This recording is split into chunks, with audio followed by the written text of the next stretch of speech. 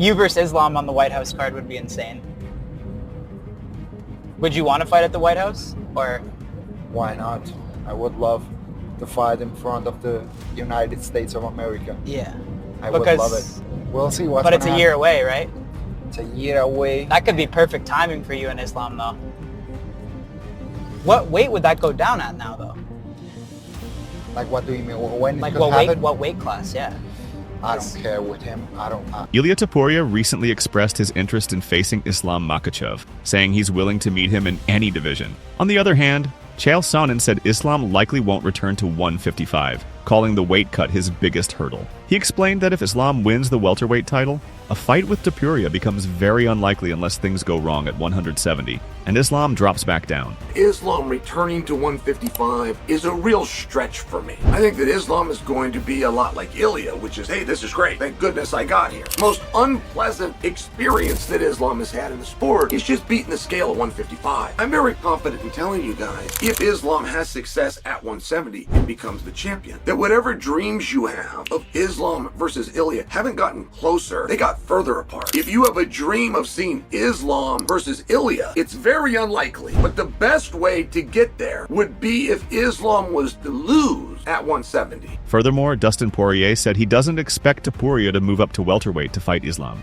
He mentioned Islam as a large lightweight, while Ilia looks naturally smaller. Poirier respected Ilia's power and talent, but noted he hasn't faced anyone with Islam's size and wrestling ability. He suggested Ilia focus on defending his featherweight title first. I think him going to 170 to fight Islam, if Islam wins, is a stretch, you know. Islam's big, man. I've never seen Ilia in person, but he seems smaller. I know, obviously, he can knock anyone out. I do think if they fight, Ilia can knock anybody out from 45 to 170. He has the skills, the power, the technique, and but we've just never seen him in there with somebody that big and somebody with that caliber of wrestling. But I think he should defend the 55 title a few times before that's talked about. We'll see. However, Ilia Topuria said he would love to fight Islam Makhachev at the White House and is open to that idea. He said next year might be the right time. Regarding weight, he said it's not a concern for him and added that once fighters move up, cutting down again becomes very difficult. You versus Islam on the White House card would be insane. Would you want to fight at the White House? Or Why not? I would love to fight in front of the United States of America. yeah. I would love it. We'll see what's But it's gonna a year happen. away, right? It's a year away. That could be perfect timing for you in Islam, though. What weight would that go down at now, though? Like, what do you mean? When Like it could happen? what weight class? Yeah. I don't care with him. He I couldn't don't come really back care. down to 155. Once you try to go up, you never want to come back. Yeah. It's like, It's hell, right? it's hell. Yeah. It's hell. I had to go through hell I, when I was cutting the weight in 145, and now that I decide to stay in 155, it's like two different worlds. Moreover, Alexander Volkanovski shared that although Topuria knocked him out, Islam's punches left more lasting effects. He said Islam's shots left him feeling worse after the fight, hinting that Islam's power had a deeper physical toll. I feel like I had more of a concussion from the Islam one. Even though I was knocked out longer with Ilia, I had a lot more of the symptoms than that with the Islam one. I should have had the break. Volkanovski also said beating Islam is extremely difficult and called him one of the toughest opponents out there. He explained that a knockout is likely the best way to beat Islam and believes Topuria has the tools to do it. He praised Ilia's calmness and ability to finish early, saying the first 10 to 15 minutes are when Ilia is at his peak. With Islam and Ilia. What do you think about that matchup? And How do I think that fight's going to go?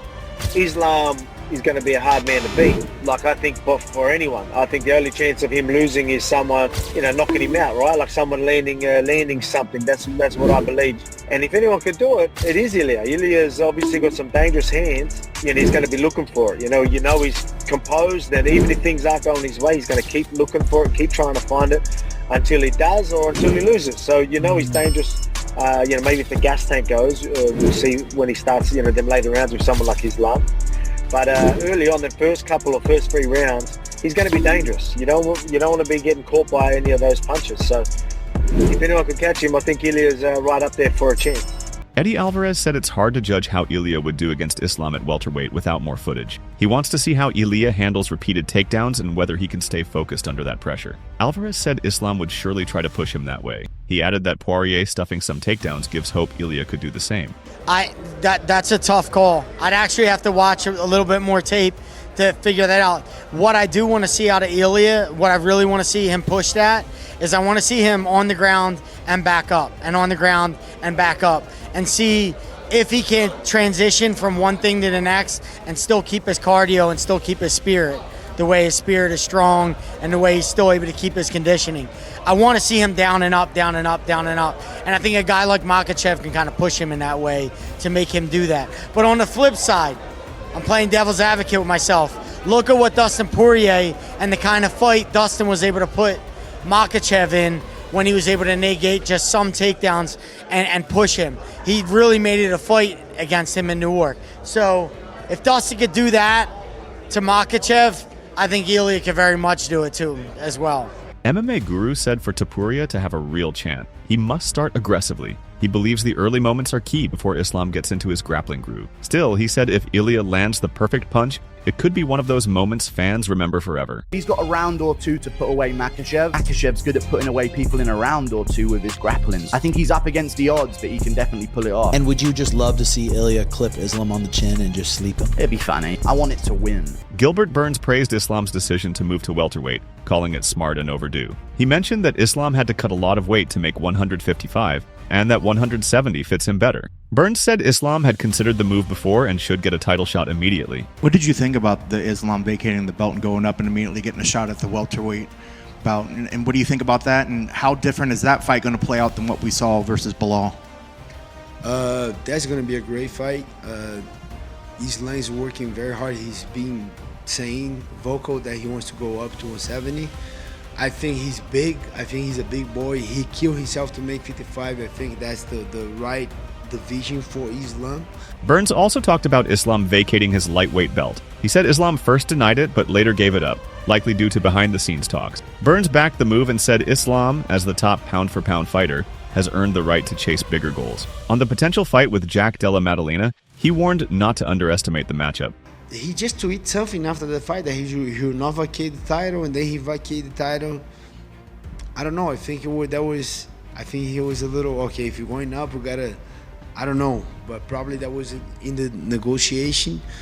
And yeah, I like him moving up. I proving himself. He's number one pound for pound right now. It's a good fight. Jack and Islam closer than people think. Michael Chandler highlighted the size gap between Ilia and Islam, saying Islam is naturally larger and stronger at 155. He said Ilia has better striking, but Islam's ground game and overall experience make him more dangerous if the fight goes to the mat or into the later rounds. If Islam fights Ilia, I think there's definitely a size difference. I think Ilia is a lot smaller than Islam. Islam is a big lightweight, a tall lightweight, and he's good in every area. However, Ilia's definitely got the edge in the striking department.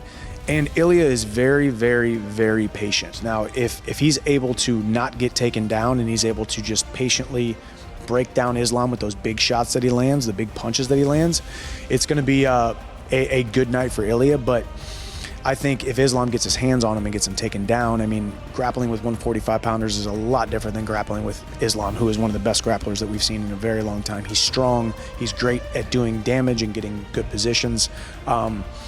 I'd have to give the edge to Islam just by size, by strength of schedule thus far and defending the belt, but I wouldn't count Ilia out. Benil Dariush shared his thoughts, saying Ilia might be the most exciting new name at lightweight, but doubts Islam's team would agree to another title defense against someone moving up from featherweight. He pointed out that Islam already defeated 2 top featherweights, so his camp may not see much value in revisiting that narrative, even though Ilia brings a different kind of test. If Ilia is coming into the division, I honestly think he's the most deserving, but I don't think Makhachev and his team right now want to give a shot to another 45er. I think they feel like they did it twice. That's enough, Now they want contenders, and at the same time, but Makhachev also wants to fight new guys. So it's kind of one of those things where you're stuck because you have a new opponent, but he's a former 45er, and you're like, I don't want to fight another 45er. So it's a weird spot to be in. Max Holloway said Ilia Topuria deserves respect for beating well-known opponents, but stressed that timing plays a big role. He mentioned Volkanovski wasn't at his best, and Oliveira had just one recent win. Holloway thinks fans often overlook those factors. Still, he gave Ilia credit for taking tough fights I mean, for sure, you know, you can't sleep on it, you know, but it's just tough, right? Yeah, he has the names, right? He beat the names, and you can't deny that. But then, you know, when you look, it just sucks that, you know, with everything that's going on, when you look at, you know, that when you look at that Volk fight, you know, with that Volk coming off of what he did, that's kind of crazy. But people just look at the name, you know, they're not looking at the record. They're just looking at, oh yeah, Alex was the champ, you know, and then me, and then Charles did what he did. But Charles was on him, what was Charles on? A 1-fight streak, you know. So, you know, at the end of the day, it's just moments, you know, and it's just names. It is one of the greatest names for sure that he beat in history. But the man is doing what he's supposed to do, you know. He's lining, people are lining, UFC are lining people up for him. He's just knocking them down, you know. So fair play to him, you know. He's going out there doing his job. That's it for today's video. Share your thoughts in the comment section and make sure to subscribe and like if you enjoyed the video.